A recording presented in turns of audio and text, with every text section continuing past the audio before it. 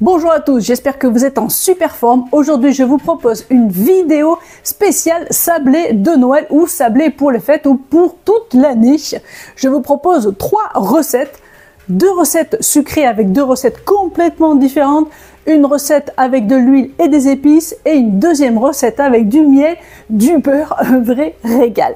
La troisième recette, elle est complètement différente. Je vous propose une recette de sablé salé au thym et au sel de Guérande. Franchement, c'est à essayer, c'est hyper bon. Allez, on préchauffe le four à 180 degrés, on sort le saladier et c'est parti pour les recettes. Hop hop hop, n'oubliez pas la liste des ingrédients de chaque recette est dans le descriptif, là, juste dessous la vidéo, mais aussi après chaque recette et à la fin de la vidéo. Allez, on reste jusqu'au bout. Allez, première recette que je vous propose, on va faire des petits sablés à la cannelle ou à l'épice que vous voudrez. Au niveau des épices d'ailleurs, on peut mettre de la cannelle ou de l'anis étoilé badiane qu'on appelle. Donc là, elle est entière, il faut la pulvériser au mixeur.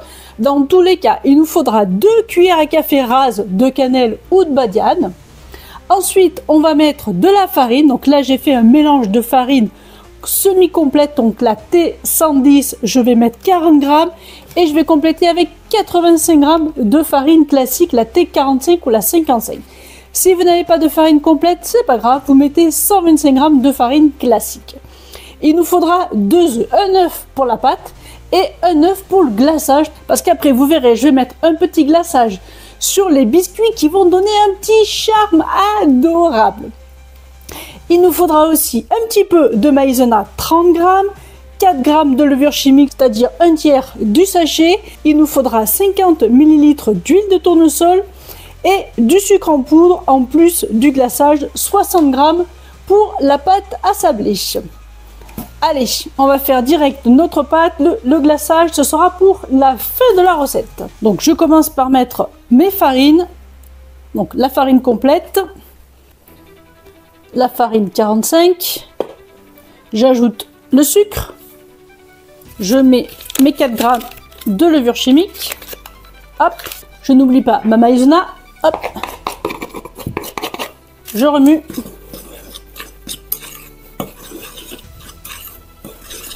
Et personnellement, je vais mettre la badiane mixée. Vous voyez, elle est complètement mixée. Je l'ai mis au robot, écrabouillé pendant une bonne minute à vitesse maximale.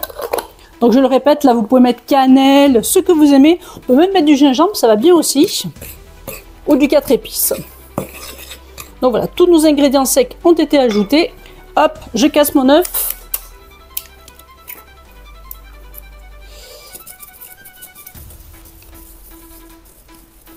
Et je vais mettre l'huile de tournesol par-dessus. On remue.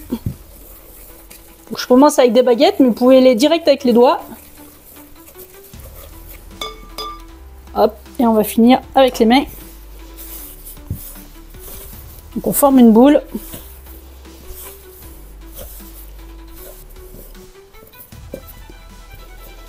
Voilà, et quand on a cette forme-là, cette texture-là, on met notre boule dans un sachet plastique. Hop, et ma petite astuce, c'est que là, je l'aplatis légèrement.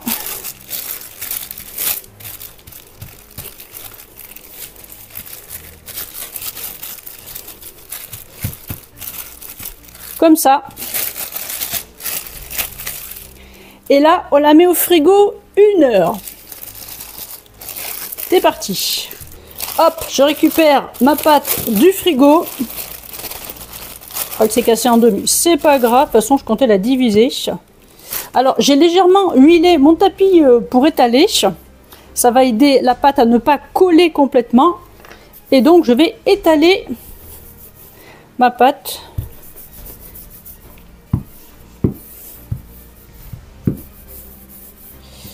Voilà pour le moment. Et là, je vais prendre mes petites empreintes. J'ai pris des étoiles cette fois-ci. Hop.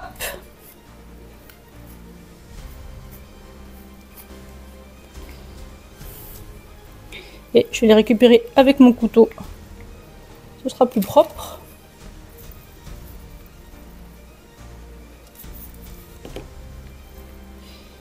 Et voilà. Et on recommence.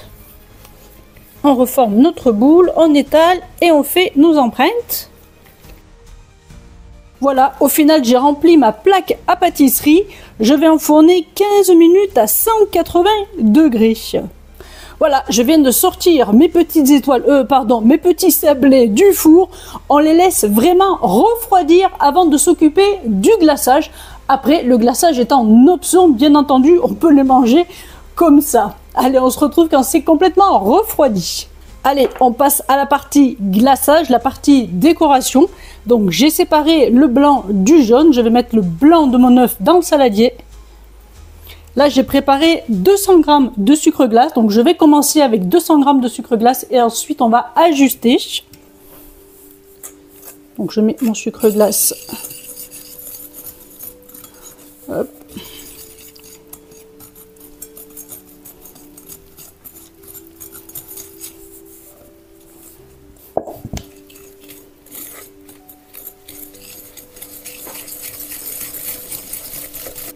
Là, c'est trop liquide. J'ajoute le reste de mon sucre glace. C'est encore trop liquide. Je rajoute 50 g de sucre glace. Voilà, on se rapproche de la bonne consistance. Et là, je vais ajouter une cuillère à café de jus de citron. Et notre glaçage est prêt. Donc là, ce que je vais faire, c'est que je vais mettre une partie de mon glaçage dans mon espèce de poche à douille parce que je suis quand même pas très douée en déco. Sinon, vous pouvez le faire directement avec une petite fourchette, une petite cuillère directement ou avec le... comme ça, vous voyez, hop. Ce sera moins joli, bien évidemment.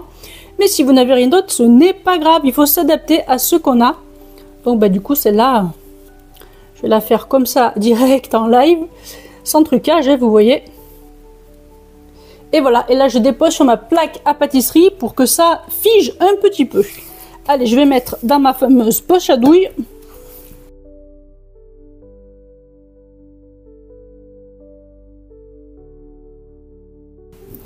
Et on va pouvoir décorer nos petites étoiles.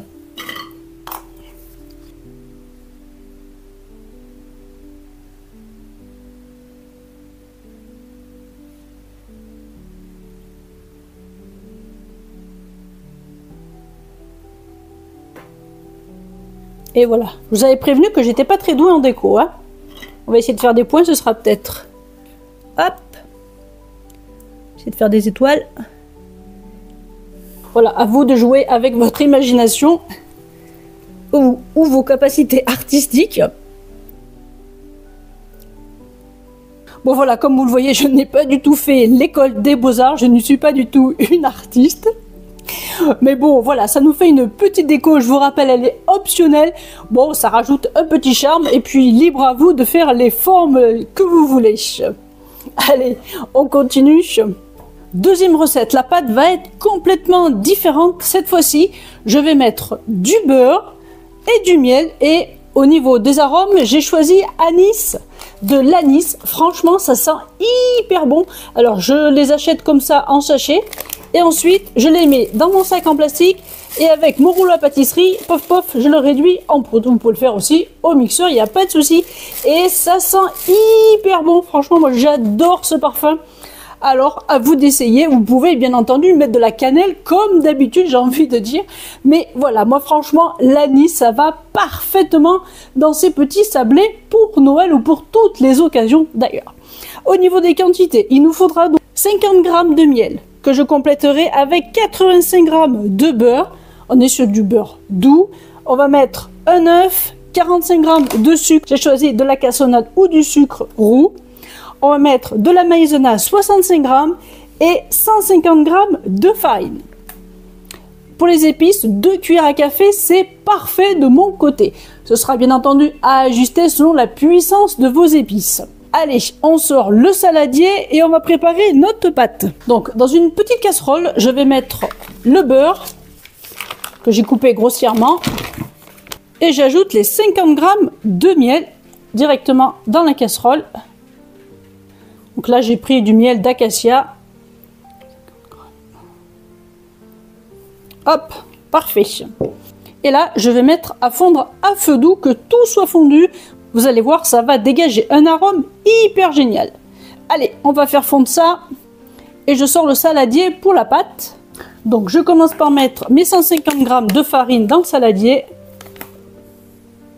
Je complète avec 65 g de maïzena.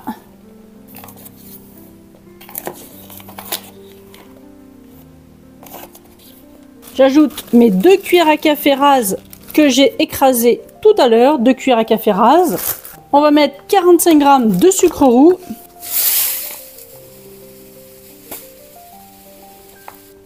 Voilà. Je mélange. Voilà, je vous montre le beurre qui a fondu avec le miel. Je le verse directement dans mon saladier. Hop. On remue. Et là, je vais casser mon œuf entier. Hop.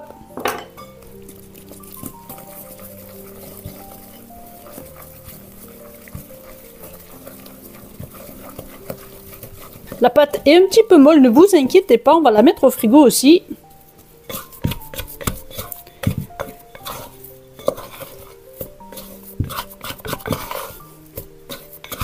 Vous voyez, elle se travaille quand même super bien. Hop. Et comme tout à l'heure, je prends un petit sachet.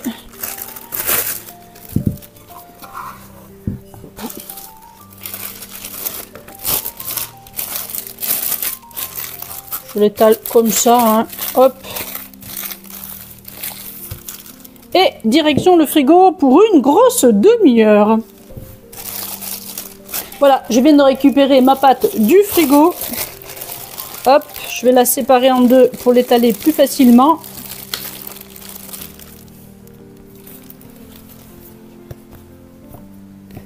Hop. Et voilà. Allez, on étale au rouleau. Et je vais prendre un emporte-pièce en forme de cœur, mais vous pouvez prendre ceux que vous avez à la maison, ou si vous avez vraiment aucun emporte-pièce, un petit verre, ça fera des formes en rond. Il y a toujours une solution. Hop, je vais les déposer sur ma plaque de cuisson où j'ai mis un petit papier dessus. Et je reforme une boule et je recommence.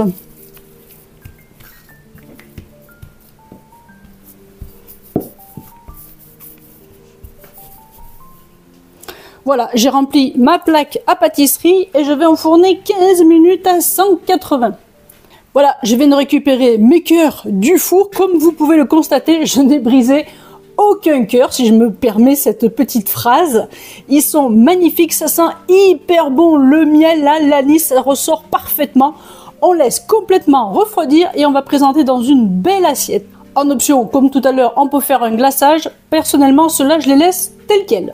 Troisième recette, cette fois-ci, je vous propose des sablés salés au thym. Vous allez voir, c'est hyper bon. Donc, bien entendu, il nous faut du thym. Donc, moi, j'ai du thym frais à la maison, donc c'est super pratique. Il faudra 2 cuillères à café rases. Vous pouvez prendre du thym séché si vous n'avez pas à la maison, bien entendu. On rajoutera un œuf. Là, j'ai pris du gros sel que je mettrai par-dessus les sablés. Ça donnera un petit truc en plus, comme je les adore. Donc là, on ajoutera à la main, je ne vais pas vous donner les quantités. Il nous faut de la farine 210 g, une cuillère à café de levure chimique, de l'huile de tournesol 60 g et je vais mettre une cuillère à café rase de sel fin dans la pâte. Allez, direct le saladier. Donc je mets mes 210 g de farine, j'ajoute ma cuillère à café rase de levure chimique. Je vais mettre direct mon thym. Hop. On remue. J'ajoute mon huile de tournesol. Hop. Et je casse mon œuf. Ouf.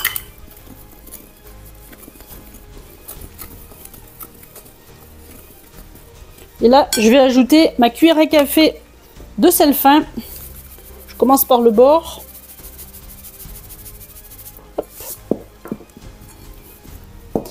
Et on mélange.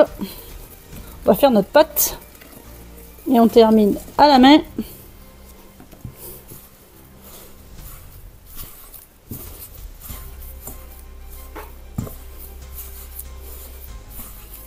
Et voilà, on forme une boule. Alors si vraiment la pâte est trop friable ou selon la qualité de la farine aussi, vous pouvez rajouter 2 cuillères à soupe d'eau. Et voilà, notre pâte est prête. Donc j'ai sorti mon tapis pour étaler la pâte, je l'ai légèrement huilé. Je vais prendre mon bâton, je vais le diviser en deux. Hop. Et on va l'étaler au rouleau.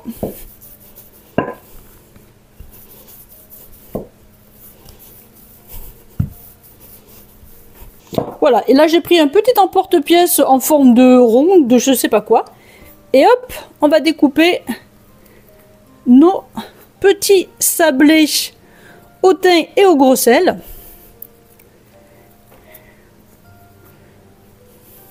Hop. Je les débarrasse et je les mets sur ma plaque où j'ai mis un petit papier cuisson par-dessus.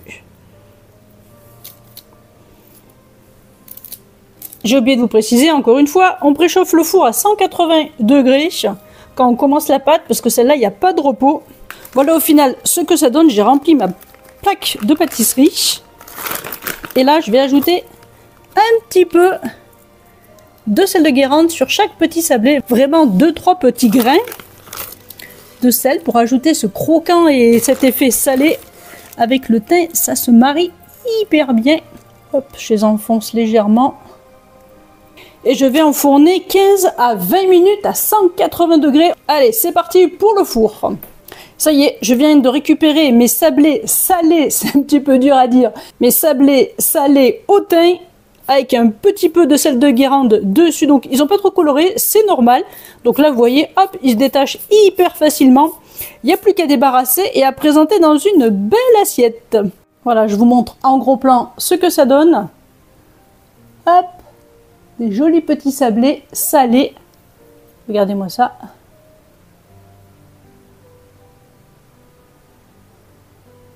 Et c'est hyper savoureux. Voilà, on arrive au bout de cette vidéo spéciale sablé de Noël, ou sablé pour les fêtes, ou sablé pour toute l'année d'ailleurs. Il n'y a pas de raison de se limiter au sablé pendant la période des fêtes. Je vous rappelle, nous avons réalisé des sablés aux épices pour la première recette. Je vous ai également montré comment réussir votre glaçage pour décorer les gâteaux. Ensuite, pour la deuxième recette, on a fait des sablés au miel et au beurre avec une touche d'anis ou de cannelle selon vos goûts. Et on a terminé avec une recette de sablés salés au thym et au sel de Guérande. Voilà, j'espère que vous ferez peut-être 1, 2 ou 3 de ces recettes. Comme d'habitude, laissez-moi un petit commentaire si vous avez envie d'une de ces recettes. Allez, je vous souhaite une excellente fin de journée et de bonnes recettes. À bientôt!